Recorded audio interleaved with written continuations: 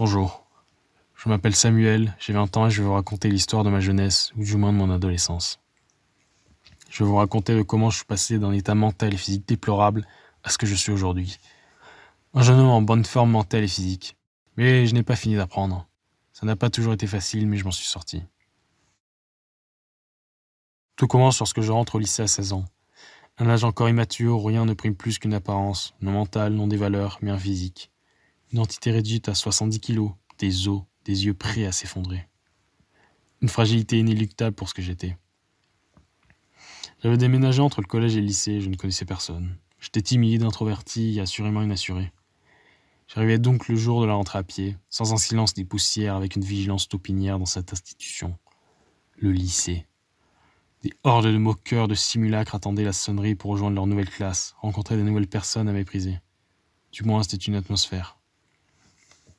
J'arrivais donc là, devant des portes grandes ouvertes comme la gueule d'un loup qui vous dévore sans même vous regarder. J'avais pourtant une musique dans mes oreilles, un voile qui me permettait d'échapper un peu plus à ce futur qui m'attendait. Peu importe, il fallait y aller. J'avais l'impression d'être un fantôme trop visible pour son état. Mais je fonçais, l'air assuré vers des papiers étrangers secoués par un vent peu rassurant. Celui qui vous chuchote des secrets dont vous avez honte. Ces moments-là. Un coup d'œil rapide pour voir ma classe. La seconde 7, 35 élèves, 35 immatriculations étrangères et floues pour le moment. Je sortais dans la cour seul, mais accompagné de ma conscience. Je m'assis seul avec un banc. Il ne parlait pas, ce banc. J'aurais aimé. Je ne cherchais pas encore une présence, un ami. Un sourire monta dans mon cou pour se poser sur des lèvres qui ne disaient rien de pertinent. Du moins, pour le moment. Je regardais autour de moi tous ces individus aux airs rastacouères. C'est bien ça, la jeune, ni vieux, ni enfantin. Une attitude juvénile. Des silhouettes jugées par d'autres silhouettes, rien d'autre. Je les regardais rire, moi dans un coin central de la cour. Je m'étais mis sans le vouloir au milieu, à la vue de tous, mais surtout de la honte. Il ne fallait y remédier.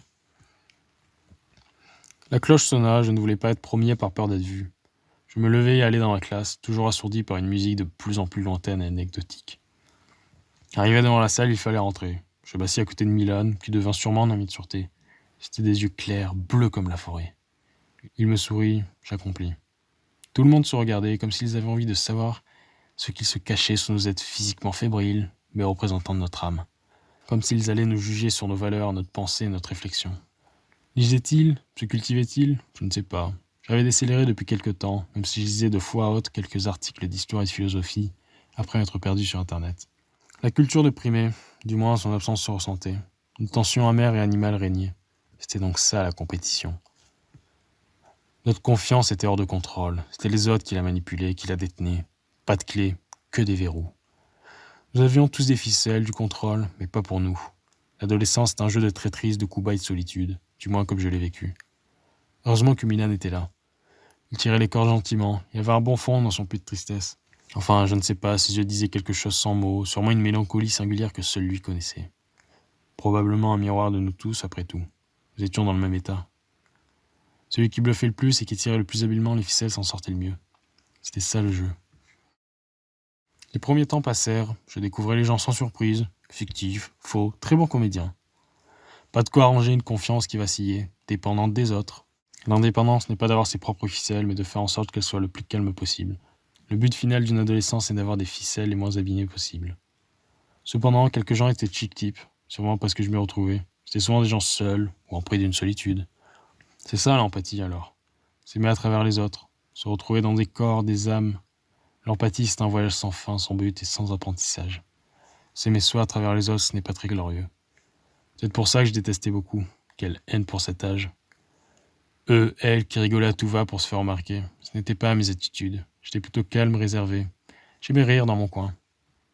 C'est ça alors, la tolérance y fait peu dans l'amitié. Le respect des idées, oui, mais comment être aimé lorsqu'on ne s'y retrouve pas? C'est sûrement médiocre l'empathie. Enfin bon, je ne sais pas, j'étais perdu. Le temps passait, rien de beau, rien de fiable. Le lycée, c'est la continuité de ce qu'on n'attend pas. Un tunnel dans lequel nous ne voulons entrer, mais dans lequel le passage est obligé. Heureusement que le péage est gratuit, mais que d'accidents dans la sombreur. La lumière, c'est la culture, l'apprentissage, le sport, mais je ne le savais pas. Je n'ai jamais été un grand sociable. J'avais un physique normal, sans plus, sans rien. J'ai quand même réussi à me dépatouiller pour une copine intime. Un amour de jeunesse fade mais agréable. Un automne lent et douloureux accompagné de chaleur passagère, d'ambition, de rêve et d'écoute. Elle m'aimait, elle. Moi, je ne savais pas. Après tout, peu importe, il fallait. Je préférais confier mes cordes à ça plutôt qu'aux autres. Qu'aurais-je gagné mis à part de la honte? Rien, peu importe. Je commençais le milieu du tunnel. Nous continuâmes notre vie de couple seul en harmonie, tantôt en zizanie, tantôt en regard. La communication était primordiale, mais comment la mettre en avant quand aucun de nous n'a les mots? Comment dire ce que l'on ne pense pas, ou que l'on ne pense pas pouvoir penser? Un regard suffisait pour moi. À elle de voir. C'était moi ou elle. Moi, j'avais ses yeux. Je me rappelle d'une après-midi silencieusement tonitruante d'amour. C'était spécial. J'étais allongé sur elle, et elle contre un arbre. Elle se fondait dans la masse. Elle me regardait avec un sourire d'un calme plat, un autre miroir de ce que j'étais. Niais, mais peu par amour, par sympathie. Quoique, c'était à me demander. Sûrement que je l'aimais. Je n'en ai jamais trouvé les raisons. C'était peut-être ça alors. C'était des moments sans nos amis, bruyamment sympathiques, il faut le dire. Je les aimais bien, eux. On s'amusait, il n'y avait pas de compétition, mais peut-être un peu de lâcheté. Peu importe, ce n'était pas le moment de se désorienter. Le rire était de priorité. Cette histoire continua quelque temps, par-ci par-là, quelques confidences pour tenter de s'assumer. Quel courage! Tout ceci n'était pas arrangé par les réseaux sociaux, il est à dire. Quelle étrange société que de poster un moment figé de sa vie sur un écran, l'antonyme de la vie. Après tout, j'en étais complice, même si j'en suis arrivé tard dedans. Pourquoi? À cet âge d'une vie en plus. La superficialité ne s'arrangeait pas avec le temps. La course au like n'arrangeait personne. L'adolescence était une course avec une fin lointaine. Le but n'est pas de gagner, mais de ne pas se faire attraper par une bête noire qui vous suit de près. L'alanguissement. Quelle histoire, ça aussi. Les réseaux ne sont pas les miroirs d'une vie, ni de personne. Tout est beau, tout est floral, mais rien n'est existant. Enfin bon, il fallait vivre avec. Après tout, ça nous réconforte. Une fois chez moi, j'étais positionné devant un miroir. Lui, moi, nous deux, il fallait voir selon les jours. C'est farfelu et grotesque de ne pas se voir. Ou plutôt, c'était ne pas se reconnaître. Ne pas se reconnaître dans un reflet qui est pourtant réel, mais différent.